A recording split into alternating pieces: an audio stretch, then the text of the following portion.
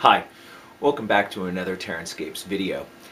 This video shows a large board set that I've recently completed. You see a couple examples behind me. But this board set's really a double-sized board set, so there's over 30 boards included in the set. And I thought I would do something a little different rather than shoot an hour-long video and have you sit through that and have me try to upload it.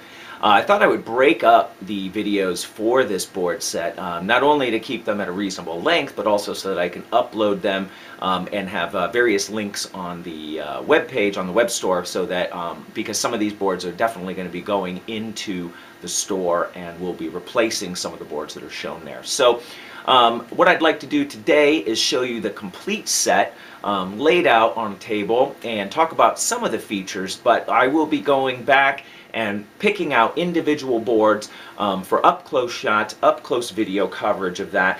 So if you're curious about seeing some of the boards in more detail, don't worry, those videos will be coming up very shortly. So let's take a minute, take a look at the whole board set, and then we'll come back and give a little wrap-up.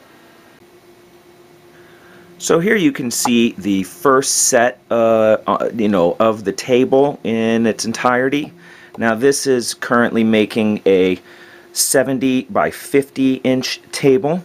Now of course the customer may want to assemble these pieces in a longer table length, but this gives you a sense of what the river looks like, as well as some of the larger features like the butte, the large central butte, and the large mesa piece, which is individually placed anywhere you want.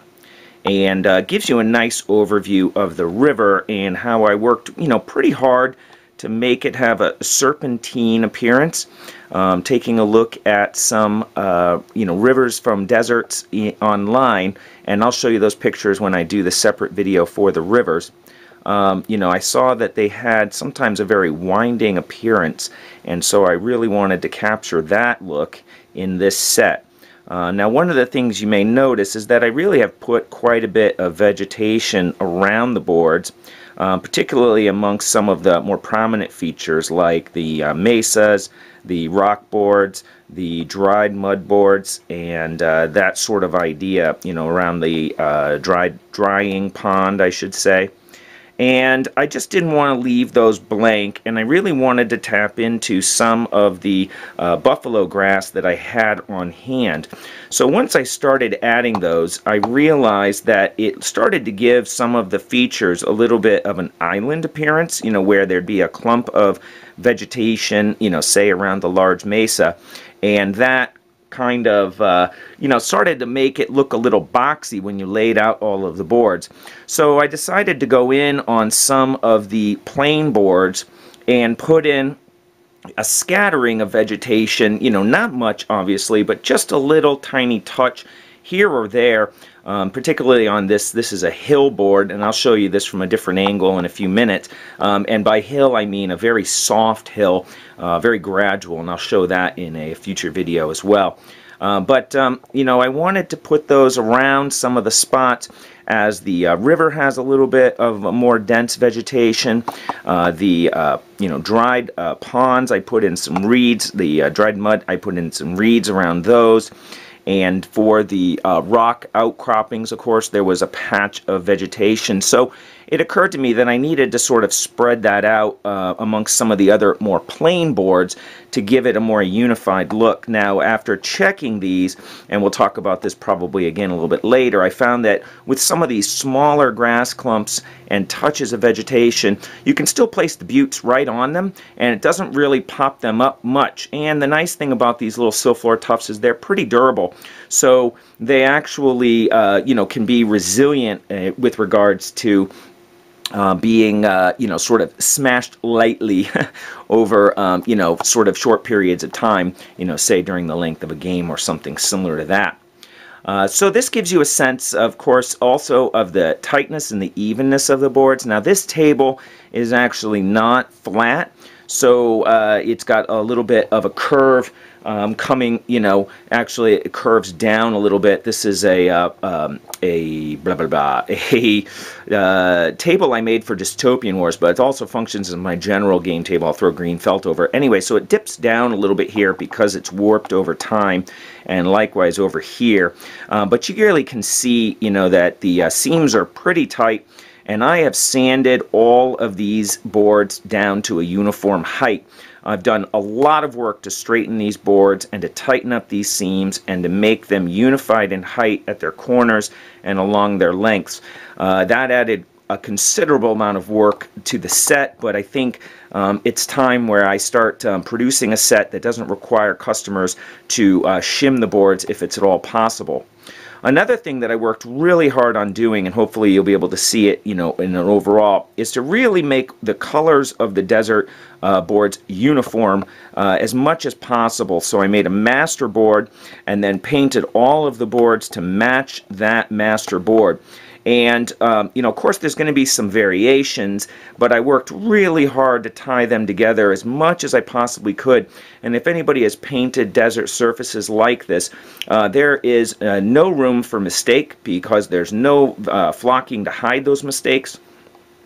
And putting in a little variation in color to to give it a little bit of visual interest, that meant that there's going to be some slight variations. So here it looks a little bit brighter against this, but those variations hopefully are matched on other interior sections. And I felt actually really good about how these boards all tied together color-wise. So in any case, this gives you a look at one of the setups, and I'll see what I can do to give you a better look.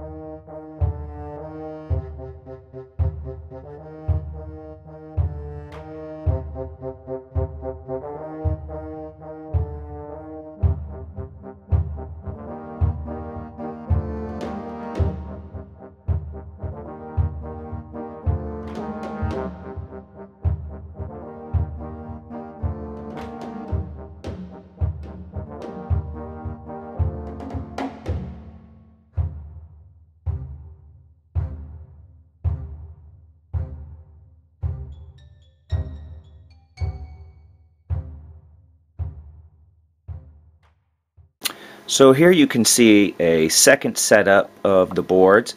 This is actually about 80% new boards than I showed in the previous section, just to give you a sense of the uniformity of the set as a whole.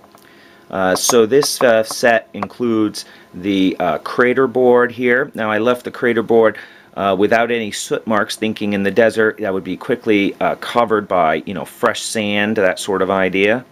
Here you can see the swamp that I did. So the swamp is a drying up swamp, which is more sort of, I don't know, like an irregular shaped patch of water that is, receding.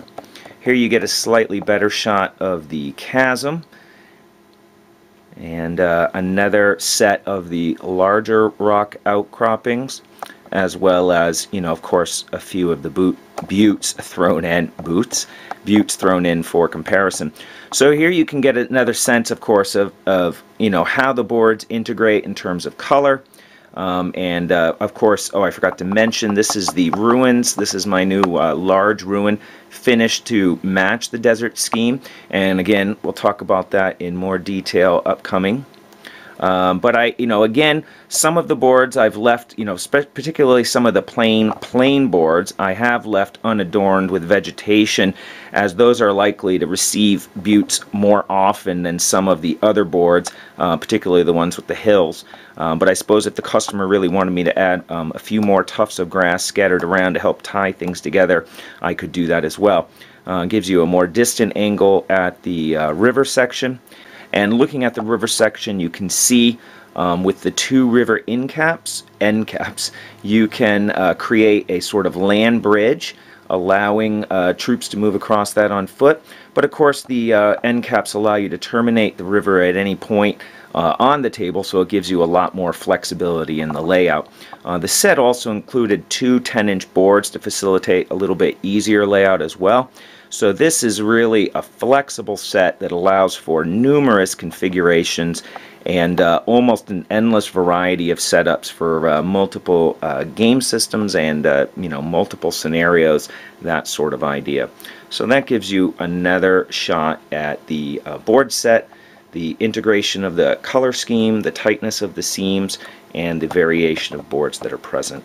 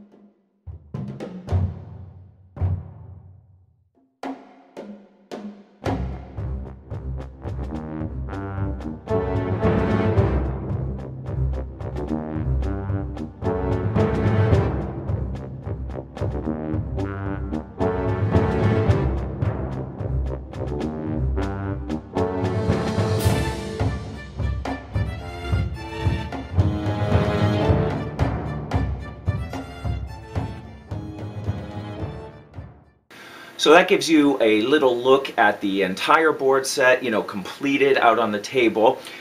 This board set has, been quite a long project for me, particularly because I tried so hard to really tighten up the boards in a lot of ways. Not only for the painting, the customer requested a kind of a brighter, sand color, and that meant actually really scrubbing in some paint into the surface of the boards to bring that highlight up.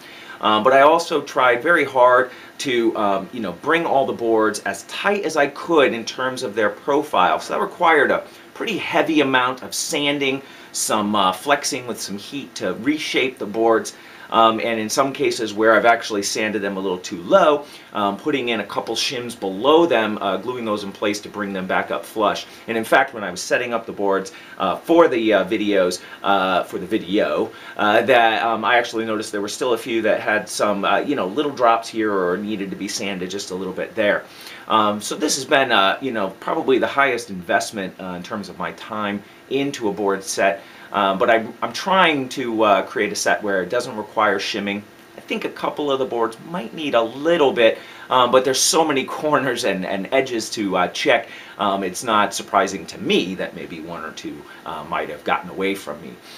So last thing before I leave this video is I've gotten in the past some questions from people, or comments I should say, that I put a little too much vegetation on desert boards, right? It looks a little too lush. So when we take a look at these boards up close, I'll try to explain some of the vegetation choices that I've made. But as I was putting these together, I just couldn't sit by and have a plain, brown tan board set. I think that's going to look visually very unappealing. And I really felt like with a careful selection of some pieces of vegetation, I think it would really bring some life to it. In fact, before we leave, I'll leave off with this. I'd like to show you a few pictures of some of the desert scenes that I got photos off of the web. How can I struggle for that word?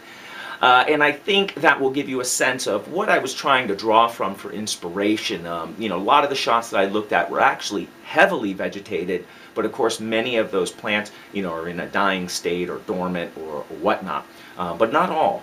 So I'll leave you with those photos, but before I go, just a reminder, of course, comments and questions down below, always welcome. You know, keep an eye on the channel. I'll be back with another video, and stay tuned, of course, for all of the close-ups of all of these boards. Those will be broken down into several video segments. So thanks for watching, and I will be back soon.